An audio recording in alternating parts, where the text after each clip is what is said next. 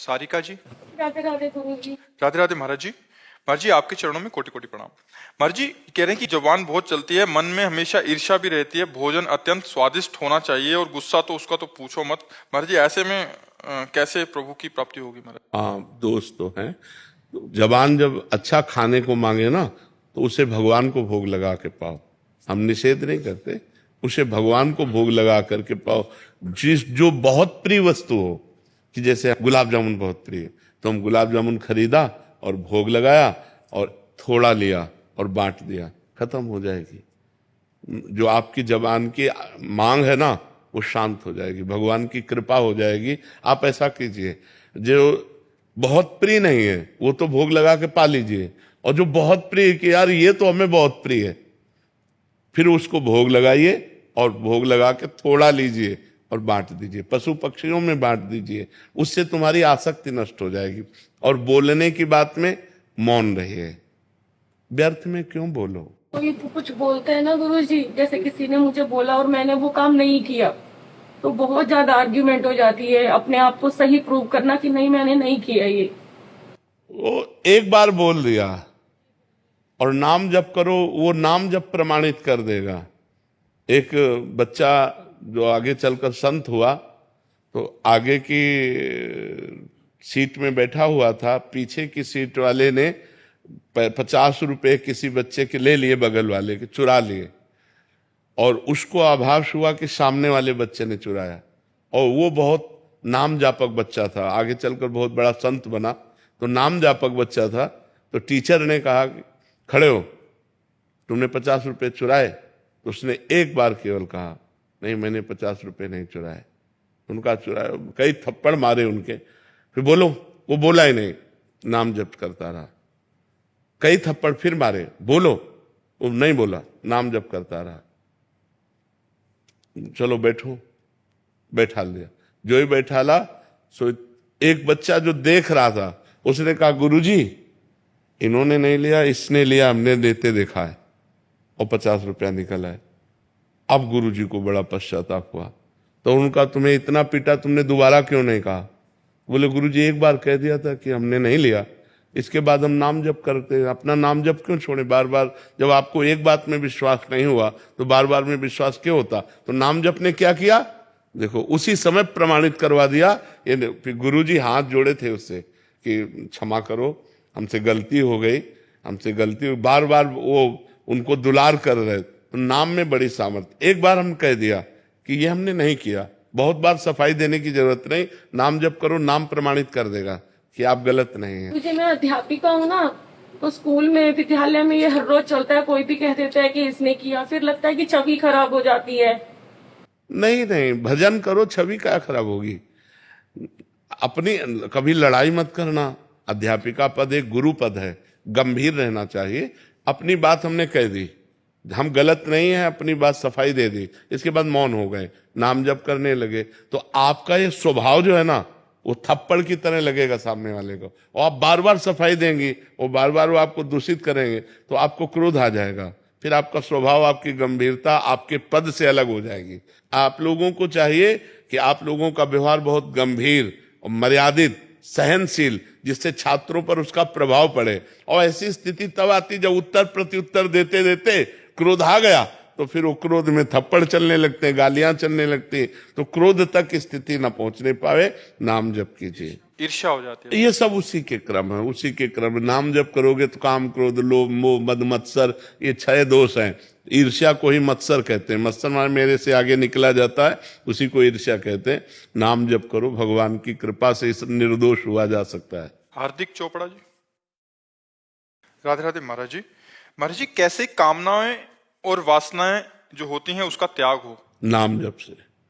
जितना नाम जप बढ़ेगा, बुद्धि पवित्र होगी, उतने निष्कामता आएगी। अगर हम नाम जप नहीं करेंगे, शास्त्र स्वाध्याय नहीं करेंगे, पवित्र भोजन नहीं करेंगे, तो मलिन मन में कामनाएं ही उत्पन्न होती रहती। निर्मल मन में कोई कामना नहीं होती। निर्मल मन केवल भगवत प्राप्ति की चाह करता है। निर्मल मन जन सो मोहि पावा, मोहि कपट छल छिद्र न भावा। और मलिन मन में वासनाएं, कामनाएं ये सब आती है। कामना, वासना ये बहुत अंदर से पीड़ा प्रदान करते हैं। ये भोग मिल जाए, ये धन मिल जाए, ये मान प्रतिष्ठा मिल इसी संसार की चाह करती है। तो हमें चाहिए खूब नाम जप करना चाहिए और शास्त्रों का स्वाध्याय करना चाहिए, जिससे हमारी बुद्धि पवित्र हो और वो निष्काम हो जाए। महाराज जी, मैं मंत्र दीक्षित हूँ, तो उसमें आप क्या कहेंगे? जो पवित्र अवस्था में हमारे वस्त्र पवित्र हैं, हम स्नान आदि किए, तो हम मंत्र जप करें, और जब हम अपवित्र अपने को समझ रहे हैं शरीर आदि के द्वारा, तो फिर हम नाम जप करें। पवित्रता में गुरु मंत्र जपा जाता है और अपवित्र अवस्था में नाम जपा जाता है, दोनों बराबर ही हैं।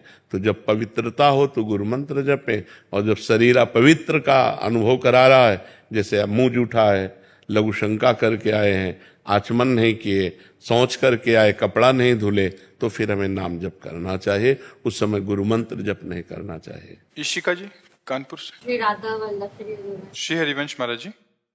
महाराज जी, हमने आपके सत्संग में सुना है कि जब कोई उपासक भगवत प्राप्त कर लेता है तो उसकी 21 पीढ़ियां तर जाती हैं। महाराज जी, अगर उसकी पीढ़ी में ही कोई फिर वर्तमान में या आगे पापाचरण करे तो उसको भी क्या गति प्राप्त होगी? हो जाएगी। सो तो सरकारी है ना, सरकारी है, जब पास तो पास हो गया, फिर क्या। अगर कोई गलत भी हुआ तो भी वो निकल जाएगा। वो भगवत प्रसाद से उस महाभागवत के घर में जन्म लिया, इसलिए पापी होने पर भी भगवत प्राप्त हो जाएगा। स्त्री साधक की मायके वाली होती है या ससुराल वाली पीढ़ी? अगर कोई स्त्री साधक भगवत प्राप्त कर लेती है हमारा, तो 2 पीढ़ियां होती हैं। एक होती जिसे मायके की मातृपक्ष की, और एक होते पितृ पक्ष की। दोनों में कल्याण होगा, क्योंकि वो जिस घर से आई है तो माता पिता तो उसके हुए ना वो, और जिस घर में गई है उस परिवार में भी प्रकाश करेगी। इसीलिए स्त्री बहुत जोरदार पक्ष होता है कि वो दोनों वंश को उजागर करती है। पुत्र जो है अपने केवल पिता के वंश को उजागर करता है, और जो स्त्री जो है वो अपने माता पिता के वंश को और अपने पति के वंश को, दोनों को उजागर करने वाली होती है। इसलिए माताओं बहनों का सबसे ज्यादा समाज में हमारा महान पद है, क्योंकि वो जननी भी हैं और वो पूरे ग्रह की लक्ष्मी भी हैं। बहुत बढ़िया घर बना हो, खूब रुपया पैसा हो, और 10-20 आदमी घर में हो, और एक स्त्री ना हो, तो शैतान का सा घर लगेगा, नहीं लगेगा कि यार मतलब सब सुना, और एक स्त्री केवल हो और भले गरीब हो, तो देखो लीप पोत के घर को सजा करके एक मंदिर सा बना देते। माता बहने को बड़ा भारी पवित्र अस्तित्व है। आज वो अस्तित्व खत्म होने जा रहा है। ये जो व्यभिचार चल गया है, ये बहुत हानिकारक हो गया, ये बहुत हानिकारक हो गया। नहीं वो पढ़े लिखे हैं कि नहीं है, रूपवान है कि नहीं है, पति कैसा है, एक बार ब्याह हुआ, पूरे जीवन उसी घर में समर्पित होकर के पूरे घर को सजाकर वंशावली बढ़ाकर ऐसे चला जाए। जयेश जी गुजरात से। राधे राधे। राधे राधे महाराज जी। महाराज जी, आपकी कृपा से नाम जप करने की कोशिश कर रहा हूँ। मेरा प्रश्न है कि नाम जप करते हुए हर एक घंटे में 3-4 बार ये बोलें कि मैं जड़ शरीर नहीं हूँ, मैं सच्चिदानंद घन स्वरूप हूँ, मैं कर्ता भोक्ता नहीं हूँ, मैं मात्र दृष्टा हूँ। बोलने की जरूरत शरीर नहीं, नहीं हूँ, ये बोलने से नहीं आएगा, बोलने से नहीं। ये स्थिति आती है, जब तक अज्ञान का नाश नहीं होगा, अविद्या का नाश नहीं होगा, तो हम कहते रहेंगे यही, लेकिन हम बने शरीर ही रहेंगे। शरीराभिमान पुष्ट होता रहेगा। ये कहने से नहीं जाता, ये ज्ञान होने से जाता है। तो जितना नाम जप करेंगे, शास्त्र स्वाध्याय करेंगे, पवित्र भोजन करेंगे और पवित्र आचरण करेंगे। अगर आचरण गलत है, भोजन गलत है, तो फिर नहीं। आचरण पवित्र होने चाहिए, भोजन पवित्र होना चाहिए, नाम जप होना चाहिए, परोपकार होना चाहिए। तो धीरे धीरे देहाभिमान गलित होता है। जब देहाभिमान गलित होता है, तब यह अनुभव होता है कि मैं शरीर नहीं हूँ, मैं भगवान का दिव्य अंश हूँ, भगवत स्वरूप हूँ। ये अनुभव का विषय होता है। ये न प्रवचन का विषय होता है, न बोलने का विषय होता है। ये अनुभव गम्य भजें जे संता, ये अनुभव का विषय होता है। तो खूब नाम जप करो, धीरे धीरे ऐसा अनुभव हो जाएगा। जब दुख मिले तो उस समय प्रयोग करो, जब भोग रहे हो उस समय प्रयोग करो कि मैं शरीर नहीं हूँ, मैं इंद्रियां नहीं हूँ, ये मायाकृत है, और मैं चिदानंद हूँ, मैं भगवत स्वरूप हूँ ना। उस समय ये विचार का विषय है, कहने का विषय नहीं, विचार का विषय है। जब हमारा अपमान हो रहा हो तब हम विचार के द्वारा दुखी ना हो, जब हमारा सम्मान हो रहा हो तो हम विचार के द्वारा सुखी ना हो। दुखी और सुखी होना ये मायाकृत है, और आनंद और प्रसन्न होना ये भागवतिक है। तो इसलिए हम भगवान के चिंतन में आनंदित रहें, मायाकृत सुख दुख में ना फिसलें। रवि कुमार जी गोरखपुर से। राधे राधे महाराज जी। महाराज जी, क्या हम किसी नित्य लीला प्रविष्ट अप्रकट संत को अपना गुरु मान सकते हैं? क्या उनकी बताई साधना से भगवत प्राप्ति हो सकती है? लेकिन हम चल नहीं पाएंगे ना। हमको प्रकट में शासन की भी आवश्यकता है और दुलार की आवश्यकता है। अब वो तो भगवान में लीन हो गए, अब हमारा शासन कौन करेगा, हमें दुलार कौन करेगा? हमें प्रकट में माँ की तरह गुरुदेव चाहिए, जिनके चरणों में बैठकर हम अपनी कमियों का निवेदन कर सकें, उनसे बचने का उपाय प्राप्त कर सकें, और जिनसे हमें भय हो कि अगर हमें गलती हो गई तो गुरुदेव सभा में डांटेंगे, गुरुदेव हमको दंड देंगे, गुरुदेव हमसे बेरुखी कर लेंगे। हमको ऐसा जीवन बनाना है कि मेरे गुरुदेव प्रसन्न रहें और उनके चरणों में जाके बैठ पावे। नहीं तो भगवान को किसी ज्ञान की आवश्यकता है क्या? लेकिन उन्होंने संदीपनी जी को गुरु बनाया, वशिष्ठ जी को गुरु बनाया, और आप नीचे बैठे, उनको ऊपर बैठाया। जिनकी श्वासों से वेदों का प्रादुर्भाव होता है, उन भगवान को विद्या अध्ययन की क्या जरूरत है? लेकिन उन्होंने भी प्रगट में गुरु बनाया ना। तो हमें लगता है कि हमें प्रगट में गुरु बनाना चाहिए, और नित्य लीला जो प्राप्त महापुरुष हैं उनके वचनों को पढ़ना चाहिए, उनकी आज्ञा का पालन करना चाहिए। पर प्रगट में हमें प्रगट गुरु की आवश्यकता है। भगवान दास जी कबीर पंथी। महाराज जी, आप कह रहे हैं कि आप कहीं विधायक हैं, वहां सेवा मुझे जनता की करनी पड़ती है, मैं अधिकतर समय उसी सेवा में गुजर जाता है। मुझे एहसास होता है कि जो समय मुझे परमार्थ में देना चाहिए वो मैं देने में असमर्थ हो रहा हूँ। तो महाराज जी, मुझे क्या करना चाहिए? हाँ, वो परमार्थ बना लीजिए। व्यवहार को परमार्थ बना लिया जाता है, क्योंकि व्यवहार को हमें करना ही पड़ेगा। मान लो आप तो विधायक हैं, पर किसी के पिता भी हैं, किसी के पति भी हैं, किसी के पुत्र भी हैं, किसी के भाई हैं। ये सब धर्म है। भ्रातृ धर्म, पति धर्म, पुत्र धर्म, ये भी धर्म है। अब इनका भी पालन करना है। तो अब इनका अगर पालन नहीं किया जाए तो अधर्म हो जाएगा। तो आपको तो बड़ी सेवा मिल गई कि हजारों आदमियों की सेवा करनी है। तो अब हर आदमी की सेवा को भगवान की सेवा मान लीजिए, बस अधर्म ना होने पाए। भगवान की सेवा में अधर्म नहीं होता। तो जैसे हम किसी व्यक्ति से मिले और वो व्यक्ति का सहयोग करना है, तो हम पहले उस व्यक्ति को भगवान के रूप में देखते हैं कि इसमें भगवान विराजमान है और ये मेरी भगवान की सेवा होगी। इस व्यक्ति की जो हम सेवा करेंगे वो भगवान की सेवा होगी। और नाम जप करें और पापाचरण ना करें, विधायक पद का अभिमान ना रखें। ये भाव रखें कि भगवान ने मुझे हजारों की सेवा का पद दिया है, मैं सेवक हूँ, समाज सेवक हूँ, मैं स्वामी नहीं हूँ।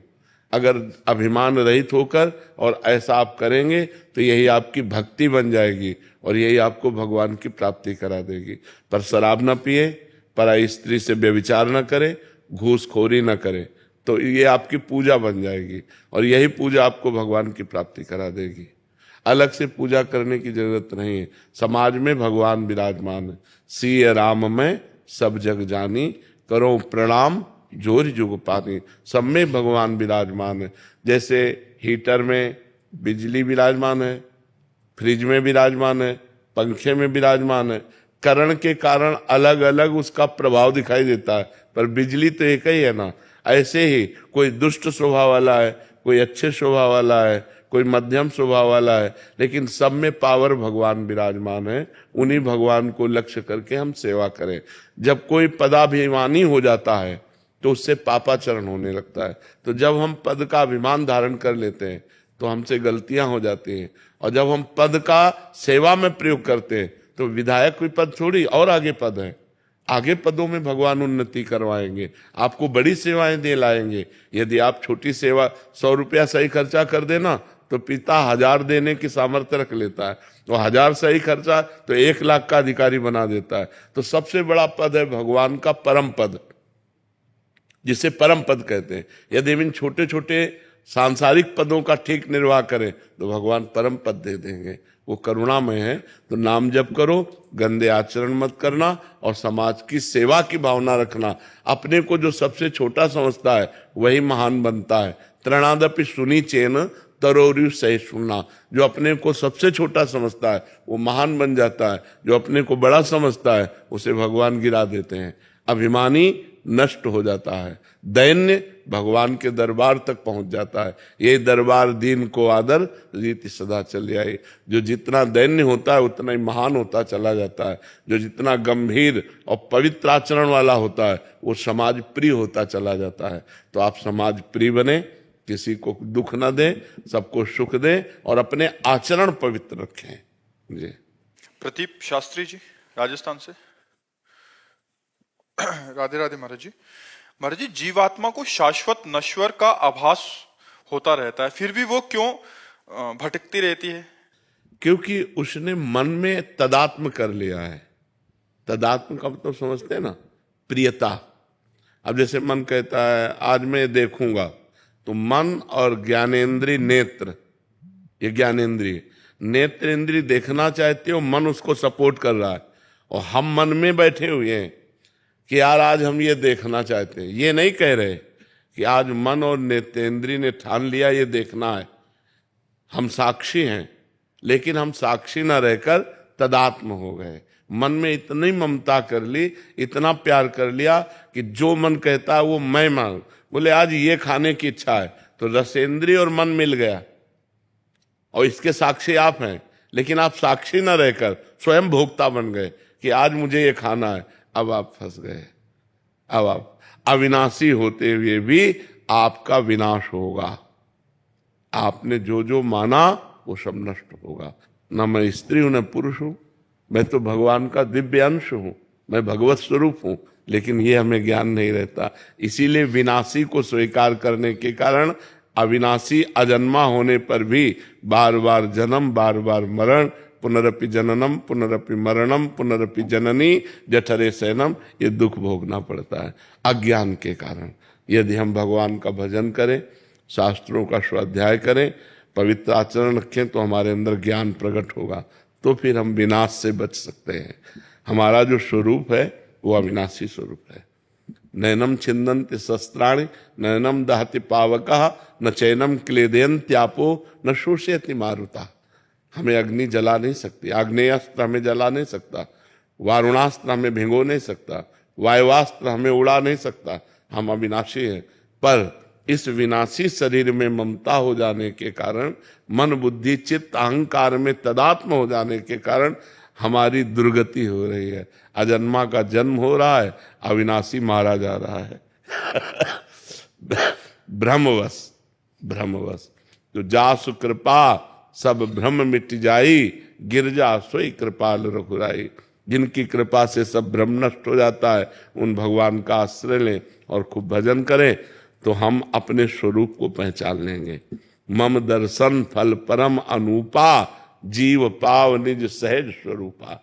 भगवान का साक्षात्कार के बिना ये काम नहीं बनेगा। इसलिए खूब नाम जप करो। जी। हमने लोगों से सुना था कि झरने परोपकारी होते हैं। जी। हमने शास्त्रों में पढ़ा है कि नदियां दूसरों के लिए सब देती है, वृक्ष भी दूसरों के लिए। जी। लेकिन इस धरती पर फिलहाल जो संयोग आपने हमें धन्य कर दिया, पूरी धरती सब तो हो गई ऐसा लग रहा है महाराज जी। आपका करोड़ों करोड़ रोमकूपों में करोड़ों करोड़ जीवा डालकर भी हम आपकी जय नहीं बोल सकते। इतना आपने जगत का मंगल कर दिया। भगवान निमित्त हमें बना करके करवा रहे, करने वाले भगवान है। करे करावे आप सब, जने बड़ाई दे। वो अपने दास की बड़ाई करवाते हैं और करते आप सब हैं। भगवान स्वयं करते हैं, हम तो एक निमित्त मात्र हैं। निमित्त, जैसे भगवान ने अर्जुन से कहा कि तुम गांडीव पर प्रत्यंचा चढ़ाओ, तुम निमित्त मात्र बनोगे, मैं काल स्वरूप होकर सबका संहार करूंगा। विजय तुम्हारी होगी, नाम तुम्हारा होगा और काम हम करेंगे। ऐसे ही भगवान जैसे साधु वेश है तो उनका दास है, तो जगत मंगल वो कर रहे और यश हो रहा प्रेमानंद का। कर भगवान रहे, भगवान का सारा करे करावे आप सब और जने बढ़ाई दे। बस बात ये है। गिरीश पांडे जी गुजरात से। राधे राधे महाराज जी। महाराज जी, आप कह रहे हैं कि आपके विचारों से यूट्यूब के माध्यम से अवगत हुआ, आपकी अविचारणी भक्ति से आकृष्ट हुआ और आपके दर्शन के लिए आ गया। महाराज जी कह रहे हैं कि गीता प्रवचन नियमित सुनता हूँ, गीता पारायण और अभ्यास भी करता हूँ। महाराज जी, भगवान कहते हैं कि मया आसक्ता मनः। महाराज जी, ऐसी आसक्ति, बस यही सबसे जोर का शब्द है, सबसे जोर का सही है। मैया आसक्त मना पार्थ, मैया आसक्त, मेरे में आसक्त हो जाना। अभी शरीर में आसक्त हैं, भोगों में आसक्त हैं, रुपया में आसक्त हैं, मान प्रतिष्ठा में आसक्त है। मैया आसक्त मना पार्थ, हे पार्थ मेरे में आसक्ति। तो ये बात बहुत कठिन है। ये बात जननी जनक बंधु सुत दारा, तनु धन धाम सुहृद परिवारा, सबकी ममता ताग बटोरी, मम पद मन बान बर डोरी। तब मैया आसक्त मना पार। जब कहीं न माँ में, न पिता में, भाई में, बंधु में, रिश्ते में, नाते में, सब जगह भगवान। नाते नेह राम के मनियत, सुहृद सुसेव्य जहां। हमें व्यवहार में तो जीना पड़ेगा ना। तो सब में वैराग्य नहीं, सब में अनुराग, सब में प्रभु को देखना। जड़ चेतन जग जीव जत, सकल राम मैं जान। मैं अपने प्रभु से बात कर रहा हूं, मैं अपने प्रभु की सेवा कर रहा हूं, मैं अपने प्रभु। तो मैया आसक्त, मेरे में आसक्त मन वाला। क्योंकि मन विविध रूपों में जाएगा, जिस जिस व्यक्ति वस्तु स्थान में जाए। तो भगवान ने गीता जी में कहा है, मत्ता परतरम नान्यत किंचिद अस्ति धनंजय, मेरे सिवा किंचन मात्र कुछ और नहीं। तो मुझे हर जगह जब कृष्ण दिखाई दे, हर जगह कृष्ण की भावना करें, तो हम कृष्ण में आसक्त हो जाएंगे। मैया आसक्त मना पार, ये बहुत प्यारा शब्द है, मतलब बहुत कीमती शब्द है। मैया आसक्त, भगवान में जो आसक्त हो गया, फिर क्या कहना, फिर तो बात बल गई। अभी तो हम आसक्ति क्या, अभी तो भगवान में अपनापन भी नहीं जोड़ पा रहे हैं। अपनापन शरीर में जुड़ा हुआ है, भोगों में जुड़ा हुआ है, रुपए में जुड़ा हुआ है, मान प्रतिष्ठा में जुड़ा हुआ है, संसार सत्य लग रहा है। और जबकि ये स्वाप्निक है। उमा कहो मैं अनुभव अपना, सत हरि भजन जगत सब सपना। जब ये बातें हमारे हृदय में सत्य आने लगे, तब मैया आसक्त मना पार्थ। ऐसा होता है कि ये बुद्धि की समझ में आता है, लेकिन अनुभूति में नहीं आता है। ये भजन की कमी, बिना भजन के नहीं होगा। साधन को हरि भजन है, कै सत्संग सहाय। खूब नाम जप करो तो अनुभूति होने लगेगी। पढ़ने लिखने से हम उस बात का ज्ञान प्राप्त करते हैं, लेकिन अनुभव नहीं। अनुभव भजन से होता है। जैसे उपनिषद आदेश करता है कि नायमात्मा प्रवचनेन लभ्या न मेधया न बहुना श्रुतेन। आत्मबोध बहुत प्रवचन करने वाले को नहीं प्राप्त होता। आत्मबोध बहुत प्रवचन सुनने वाले को प्राप्त नहीं होता। आत्मबोध बहुत बुद्धिमान को प्राप्त नहीं होता। जो आत्मा का वर्ण करता है वही आत्मबोध प्राप्त करता है। तो नाम जप करो, भगवान का जितना भजन करोगे, बिना भजन के स्थिति नहीं आएगी। जैसे आप बहुत प्रवीण बुद्धि के हो तो आप वेदांत याद कर सकते हो, गीता याद कर सकते हो, लेकिन अनुभूति नहीं होगी आपको। अनुभूति भजन से होगी। जितना भजन करोगे उतने अनुभूति होगी। इसलिए भजन पर चित्त लगाओ। अनन्य चेता सततम यो माम स्मृत नित्य सा, तस्याहम सुलभा पार्थ नित्य युक्त योगिना। जो निरंतर मेरा भजन करता है, भगवान आदेश करते हैं, अनन्य चेता सततम यो माम स्मरते।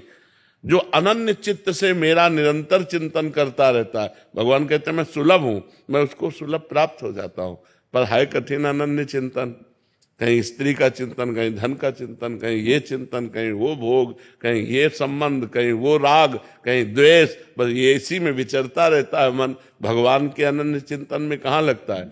अब सब जगह से हटा हटा कर बार बार इसे भगवान में लगाया जाए तो ये भगवान में आसक्त हो जाए। मैया आसक्त मना पार्थ। दीक्षा जी दिल्ली से। राधे राधे महाराज जी। महाराज जी, क्या हम साक्षात प्रभु जी से बात कर सकते हैं? कर सकते हैं, वो है, उनसे बात कर सकते हैं। पर जैसे हम अपने भारत के प्रधानमंत्री से अभी बात नहीं कर सकते, उसके लिए हमको प्रोसेस करना पड़ेगा। तो एक भारत के प्रधानमंत्री से आप सहज नहीं मिल सकते।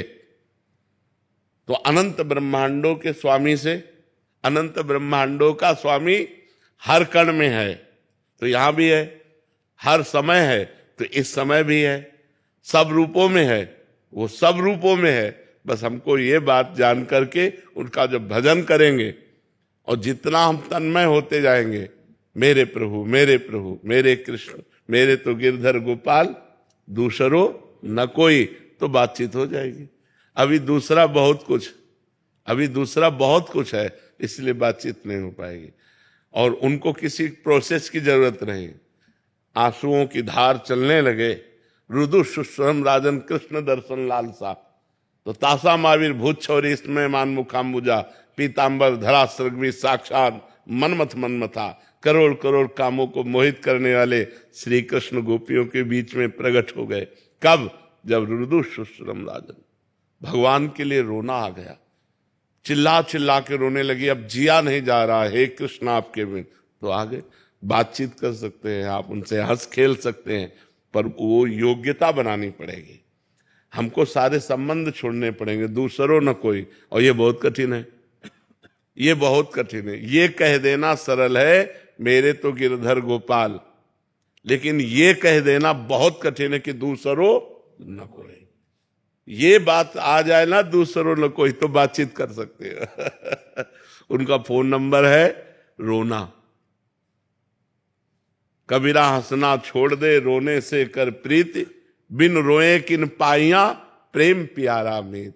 जब हृदय विकल हो जाता है प्रभु के लिए, तो हृदय में ही है, वो प्रकट हो जाते हैं। और जब तक कहीं हम संतोष कर रहे हैं, मतलब किसी भोग में, किसी वस्तु व्यक्ति स्थान में, वो अंतर्यामी, वो सब जान। जब उनको लगा मेरे सिवा इसका कोई नहीं, अब मेरे बिना ये जी नहीं सकता, तो बस भगवान मिल जाते हैं। यही कह जाते हैं ना कि कलयुग में साक्षात भगवान नहीं दिख नहीं, कैसे? किसने कहा? कहीं पढ़ा। साक्षात भगवान कितने हजारों को दर्शन दिए। हम लोग बिना भगवान के जी रहे हैं क्या? है? बोलते किसी रूप में आ जाएंगे, पर साक्षात ही क्यों? साक्षात उनको शर्म लगती है क्या आने में? क्यों नहीं आएंगे साक्षात? वो वही लोग हैं जिनको निराशा हाथ लगी है, वो ऐसे लोग बोल रहे हैं जो भोगों में फंसे हुए हैं। नहीं तो भगवान साक्षात हैं, और भगवान के बिना हम लोग ऐसे थोड़ी जी रहे, ऐसे हवा खा के थोड़ी जी रहे। उनके बिना जी सकते हैं, है? तो फिर हमारा जब कोई है नहीं जीवन में, बचपन से लेके अभी तक, तो हम केवल बातों में जी रहे हैं क्या? हमारा जीवन केवल बातों से है क्या? फिर तो हम स्पष्ट कह देते, स्पष्ट माइक से कह देते, लेकिन नहीं। भगवान जिस रूप में चाहो, जैसे भाव से चाहो, बस उनके सिवा कुछ और चाहो मत। जा ही न चाही कबहु कछु, तुम सन सहज सने, तो बसो निरंतर तासुर सो राउर निज गए। आपने चाहा तो यहां आ गए ना, तो आप चाह करो, भगवान मिल जाएंगे। पर और चाहे सब मिट जाए, केवल एक चाह रह जाए कि बस श्री कृष्ण के सिवा और कुछ नहीं। ऐसा कहाँ हो पाता है? श्री कृष्ण ना मिले और हमारा भोजन पानी सब अच्छे से चल रहा है, तो ये प्रेम नहीं। नहीं खान पान ते भावे है, नहीं कोमल वसन सुहावे है, सब विषय लगे ते खारा है, हरि आशिक का मग न्यारा है। अब कुछ सुहाई नहीं दे रहा, चिल्ला चिल्ला कर रो रहा है, हे कृष्ण आपके बिना मैं जी नहीं सकता। अब उसे कुछ ना नींद आ रही, ना भोजन अच्छा लग रहा है, रात रात भर रोते बीत जाता है, तो वो इतने कठोर थोड़ी है, फिर प्रकट हो जाते हैं। नहीं तो पर्दे में रहते हैं वो, सबके हृदय में माया का पर्दा डाल करके त्रिगुण माया का वो रहते हैं। और जब भजन होना शुरू होता है, तो धीरे धीरे पर्दा हटाते जाते हैं, और जहां उनकी मधुर झांकी हुई, बस जीव बावरा बन गया, फिर तो आनंद में डूब गया। फिर भजन थोड़ी करना पड़ता है, फिर ज्ञान विज्ञान भजन सब उसके हृदय में प्रकाशित हो जाता है। डॉक्टर अल्पना शर्मा जी, आगरा से। राधे राधे महाराज जी। महाराज जी, क्या मनुष्य से प्रारब्ध के कारण गलत कार्य हो जाता है? ईश्वर की निरंतर पूजा अर्चना करने के बाद भी अगर कुछ गलत हो जाए? नहीं नहीं नहीं, प्रारब्ध जो है वो फल है, वो क्रिया के लिए प्रेरित नहीं करता, वो परिणाम के लिए प्रेरित करता है। प्रारब्ध दो कर्मों से बनता है, एक शुभ कर्म, एक अशुभ कर्म। शुभ कर्म कहते हैं पुण्य को, अशुभ कर्म कहते हैं पाप को। वो पूर्व के कर्म से हमारे शरीर का निर्माण होता है, और उसमें फिर परिणाम आता है। हम चाहे जितना अच्छा कर्म करें, जब बुरा परिणाम आने को होगा, बुरा प्रारब्ध, वो हमें दुख देगा परिणाम में। हमसे दुख में कर्म नहीं कराएगा, हमसे दुख देगा। और जो दुख देने वाले कर्म होंगे उनको क्रियमाण कहते हैं, उसे प्रारब्ध नहीं कहते। वो आगे फल देंगे। अभी जो हमें फल मिल रहा है वो पूर्व से मिल रहा है। अभी जो क्रिया हो रही वो हमारी बुद्धि से हो रही, वो क्रियमाण है और उसका फल आगे प्राप्त होगा। प्रारब्ध हमसे पाप नहीं कराता, ये नया कर्म है और इसका फल तुम्हें भोगना पड़ेगा। प्रारब्ध था, हमने पढ़ाई बहुत अच्छी की, डिग्री प्राप्त की, लेकिन नौकरी नहीं मिली, ये प्रारब्ध है। प्रारब्ध था, वो बुरा कर्म कर रहा है लेकिन उसे बहुत अच्छा परिणाम मिल रहा है, बड़े सुख मिल रहे हैं, बड़ी उन्नति मिल रही, क्योंकि पूर्व का पुण्य उसका काम कर रहा है। और जब पूर्व का पुण्य खत्म हो जाएगा और वर्तमान का पाप और पीछे का पाप जुड़ेगा तो वो नष्ट हो जाएगा। समझ पा रहे हैं आप जी? देशबंधु जी राजस्थान से।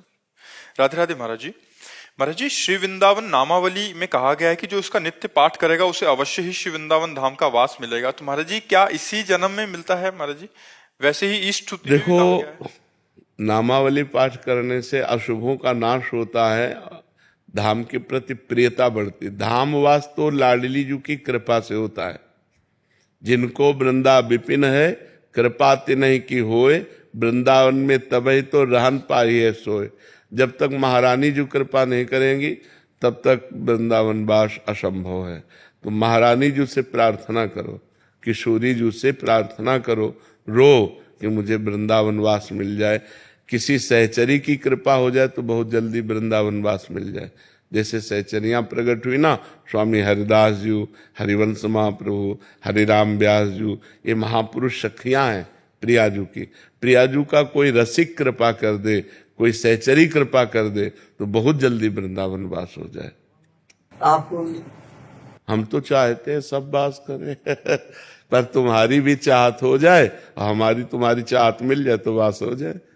हम तो चाहते हैं कि जो जीव भगवान के प्रति आकर्षित हो तो नाम रूप लीला धाम में आसक्त हो। मान लो ना वृंदावन वास हो, आप वृंदावन नामावली का पाठ करें और खूब नाम जप करें तो आप जहाँ हैं, जब शरीर छूटेगा तो वृंदावन आ जाएंगे आप। कुछ प्रार्थनाएं सिर्फ पढ़ने से कि कुछ चेष्टा भी करनी चाहिए वृंदावन वास के लिए, कुछ चेष्टा नहीं। इसमें चेष्टा अपनी क्या करेगी? चेष्टा किए हुए बड़े बड़े महल बनाए हुए हैं लेकिन नौकरवास करते हैं, खुद वास नहीं कर पाए। चेष्टा तो की, वृंदावन में जगह खरीदी, महल बना दिया, सब व्यवस्था कर दी, लेकिन नौकरवास कर रहा है, मालिक आ ही नहीं पा रहे इसमें चेष्टा काम नहीं करेगी, इसमें कृपा काम करेगी। लाडली जो कृपा करें तो चेष्टा हमारी सफल हो जाए। लाडली जी की कृपा से रोना पड़ता है, रोना पड़ता है, तड़पना पड़ता है, वृंदावन के लिए कृपा मांगनी पड़ती है। और या गुरु कृपा हो जाए तो सहज में हो जाए, लेकिन अपने लोगों को रोना पड़ा है कि लाडली जी कृपा करो, वृंदावन वास दे दो। बहुत रोना पड़ा है। जिनको वृंदा विपिन है, कृपा तिन्हि की होए, वृंदावन में तबे तो रहन पाई है सोए। जिनका वृंदावन है वो कृपा करे तो वृंदावन वास हो जाए, नहीं तो अपना प्रयास काम नहीं करता, यहाँ कृपा काम करती है। प्रथम यथामति प्रणवों श्री वृंदावन अति रम्य, श्री राधिका कृपा बिनु सबके मनन अगम्य। महारानी जी की कृपा के बिना या मन से भी नहीं सोच सकते कि कैसा होगा वृंदावन। अगर मन में भी आ रहा वृंदावन तो श्री जी की कृपा है, जबान में आ रहा वृंदावन वृंदावन तो श्री जी की कृपा है, अगर वृंदावन वास हो गया तो श्री जी की कृपा है जी। हर्ष और चिराग जी नागपुर से। राधे राधे। राधे राधे महाराज जी। महाराज जी, आप कह रहे हैं कि आप दोनों भाई शतरंज खेल खेलते हैं, उसमें पहले आपके आदेश हुआ था कि जो भी धनराशि जीते हैं उसे गौ माता का हरा चारा खिला दें। महाराज जी, अब कोई भी प्रतियोगिता हम या स्कूल में कोई भी परीक्षा, उससे प्रारंभ में हम पूरा अपने पूज्य गुरुदेव को स्मरण करते हैं, राधा रानी के 28 नामों का जप करते हैं और कृष्णाय वासुदेव मंत्र के साथ ही अपना कार्य आरंभ करते हैं। गुरुदेव, आपकी कृपा और राधा रानी की आशीर्वाद से 3 महीनों में हमने बहुत सारी शतरंज जो भी खेली उसमें 45,000 की धनराशि अर्जित किया है। आपसे विनती है कि हमें मार्गदर्शन करें कि अब इस धनराशि को कहाँ लगाएं। अभी अपने पास ही रखे रहो, ठीक है? अभी अपने पास रखे रहो, फिर हम समय से बताएंगे। अभी और एकत्रित करो, फिर अब की बार ठाकुर जी का फूल बंगला बनवाना, ठीक है? थोड़ा और पैसा एकत्रित हो जाए तो जैसे राधा वल्लभ जी का है या बिहारी जी का, फूल बंगला बनवाना, तो तुम्हारे खेल से उनका फूल बंगला बन जाएगा, वो उसमें बैठे रहेंगे तो अच्छा रहेगा। ठीक है, भोग लगवाना और ठाकुर जी का फूल बंगला, थोड़ा और पैसा हो जाए, मतलब इससे डबल हो जाए तो थोड़ा फूल बंगला बढ़िया बन जाएगा। ठीक है, बहुत अच्छे बच्चे हो, ऐसे ही उन्नति करो, खूब नाम जप करो और खूब अच्छी उन्नति करो। जो अपनी लौकिक उन्नति को भगवान के चरणों में समर्पित करता है वो महापुरुष हो जाता है। हाँ, अभी बच्चे हो, देखो इतना धनराशि एकत्रित किया ना खेल करके, और खेल करके जब इतने डबल हो जाए तब फूल बंगला बनवा देना। ठीक है, हाँ, आपकी ठाकुर जी की सेवा कर, गौ सेवा हो गई, अब गोविंद की सेवा कर देना। महाराज जी, मैं इनकी माता हूँ। तो सर इतना कुछ है कि आज की युवा पीढ़ी जिससे गलत आचरणों में बढ़ रही है, मैं चाहती हूँ कि इनकी कोई भी तरीके से वो जो धनराशि है उससे इनकी आध्यात्मिक प्रगति हो। हाँ, और ये सही मार्ग पे चले आगे। ये अपने आप चलेंगे, अपने आप चलेंगे। जिनका मन और जिनका धन अगर भगवान से जुड़ गया, कहीं एक हिस्से में भी जुड़ जाए तो उसका पतन नहीं होता। भगवान ऐसे रक्षा करते हैं, करो सदा तिनके रखवारी, जिम बालक राखे महतारी। ये जो आज की युवा पीढ़ी भ्रष्ट हो रही है, अध्यात्म से नहीं जुड़ी, भगवान से नहीं जुड़ी, शास्त्र स्वाध्याय नहीं करते, संतों की बातें नहीं सुनते, नहीं मानते, तो अब girlfriend, boyfriend, live in relation, व्यसन, व्यभिचार गिरते चले जा रहे हैं। तो बिना अध्यात्म के बुद्धि पवित्र नहीं होती। और आज का नवयुवक अध्यात्म से जुड़ना कम चाहता है, जुड़ रहे हैं पर कम जुड़ना चाहते हैं, क्योंकि व्यभिचार में संयम लगाएगा अध्यात्म, व्यसन में संयम लगा देगा अध्यात्म, और व्यसन व्यभिचार छोड़ना नहीं चाहते। तो बिना गंदे आचरण छोड़े कोई पवित्र कैसे हो सकता है? हमारी समाज कैसे सुखी हो सकती है जब तक गंदे आचरणों का त्याग नहीं करेगी? संयम में जब तक ब्याह न हो तब तक ब्रह्मचर्य से रहो। मित्रता करना पाप नहीं है, आप मित्रता कर लो और बाद में ब्याह करो और फिर गृहस्थी में जाओ, कोई परेशानी नहीं होगी। जैसे 4 होटलों का भोजन खाने वाला एक रसोई का भोजन बराबर नहीं खा सकता, क्योंकि उसकी जबान चंचल हो गई। ऐसे ही रसेंद्री जनेंद्री सब इंद्रियां है। आप ऐसे बढ़ते चले जा रहे हो व्यभिचार करते, फिर आप अपने पति में संतुष्ट नहीं होंगे, फिर आप अपनी पत्नी में संतुष्ट नहीं होंगे, आपकी व्यभिचार प्रवृत्ति गंदी आदत करेगी और फिर एक दूसरे में फिर ऐसी भावनाएं बन जाएंगी कि वो फिर हत्या, हिंसा आदि में उतर जाती है। तो बहुत ये बड़ा दुखद विषय है आज का। हाँ, लेकिन जिनको भगवान से अब जैसे छोटे छोटे बच्चे भगवान से संबंध रखते हैं तो इनके आचरण नहीं बिगड़ेंगे। ये सत्संग सुनेंगे, ये नाम जप करते हैं तो इनकी बुद्धि की रक्षा भगवान करेंगे। हाँ, अब आज का समय बहुत गिरता चला जा रहा है। नौजवान जो नई पीढ़ी है वो गिरता चला जा रहा है। व्यसन और व्यभिचार इनमें प्रवृत्तियां बिगड़ती चली जा रही हैं। और सत्संग सुने तो परिवर्तन हो जाए। काफी परिवर्तन हो रहा है। जो नौजवान सत्संग सुन रहे हैं वो गंदी बातें छोड़ रहे हैं, आगे बढ़ रहे हैं, लेकिन बहुत कम, मतलब परसेंट में बहुत कम।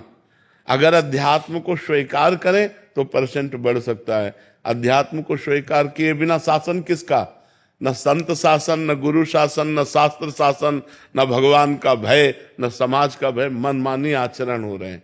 तो ये बुद्धि जो भ्रष्ट हो जाती है वो बिना भजन के, बिना भगवान के, बिना शास्त्र के ये बुद्धि पवित्र कैसे होगी? माया के द्वारा तो बुद्धि मलिन होती है, भगवान के द्वारा ही तो बुद्धि पवित्र होती है।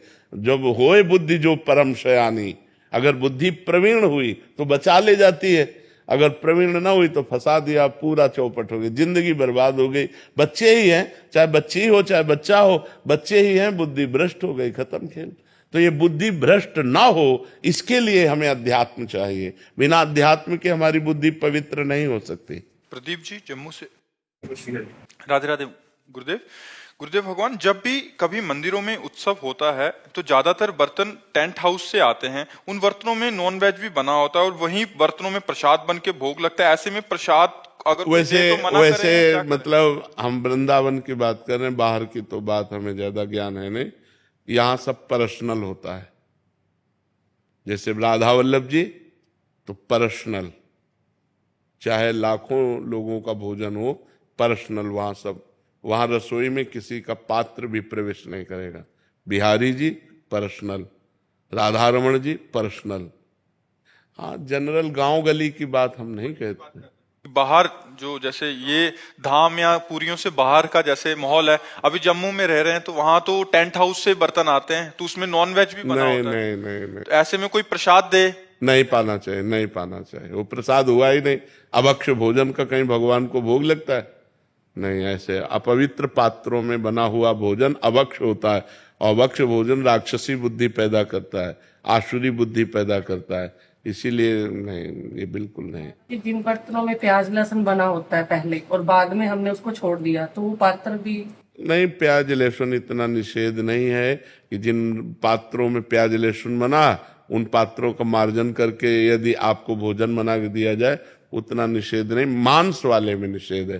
प्याज लहसुन कोई बुरी चीज नहीं है, आप हमारी बात समझो। जैसे आलू पैदा होता है वैसे प्याज लहसुन पैदा होता है। उसका परिणाम जो है, प्याज लहसुन परिणाम में हमारे अंदर तमोगुण पैदा करता है, बस इतनी बात है। और प्याज लहसुन ऐसा नहीं कि मांस जैसा निषेध हो। मांस में दूसरे के शरीर का छेदन भेदन होकर के वो मांस बनता है, लेकिन प्याज लहसुन तो जैसे आलू है, गाजर है, मूली है, नीचे फल की तरह प्रकट हुआ है, बस वो तमोगुण प्रकट करता, बस, और कोई बात नहीं। ऐसा नहीं कि पाप लगेगा, ऐसा नहीं। प्याज लहसुन तमोगुण प्रकट करता है, इसलिए भजन करने वाले को तमोगुण से रहित होकर सतोगुण तक पहुंचना है, तो उसको निषेध किया गया है कि प्याज लहसुन मत पाना, ये तमोगुण पैदा करता है, तमोगुण उत्पन्न करता है। क्रोध है, निद्रा है, आलस्य है, प्रमाद है, बुरा चिंतन है, ये इसको बढ़ावा देगा, इसलिए इसको रोका गया है। नहीं, ये ऐसा नहीं है कि मतलब इतना निषिद्ध है जैसे मांस निषिद्ध है, ऐसा नहीं। मांस तो जिस पात्र में बना हुआ, उस पात्र में बना हुआ भोजन कदापि नहीं खाना चाहिए। लेकिन जैसे प्याज लहसुन मतलब और वो पात्र मार्जन करके हमें रोटी डाल दे तो पा लेना चाहिए, उसमें कोई नहीं। भगवान को भोग लगा सकते हैं। भगवान की जब भोग लगाने की बात आएगी तब उसे हटा देंगे। हम ये जनरल बोल रहे हैं, जैसे जनरल में लोग है ना, जनरल बोल, लेकिन जब भगवान की सेवा की बात आएगी तो हम उन पात्रों का प्रयोग ही क्यों करेंगे?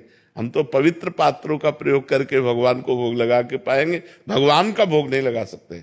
लेकिन ऐसे जैसे जनरल में मान लो होटल में है या ऐसे है तो ऐसे पा सकते हैं। जिन होटलों में मांस या जिन रिश्तेदारों के यहाँ मांस बनता है, उन पात्रों में हम भोजन ना पाए।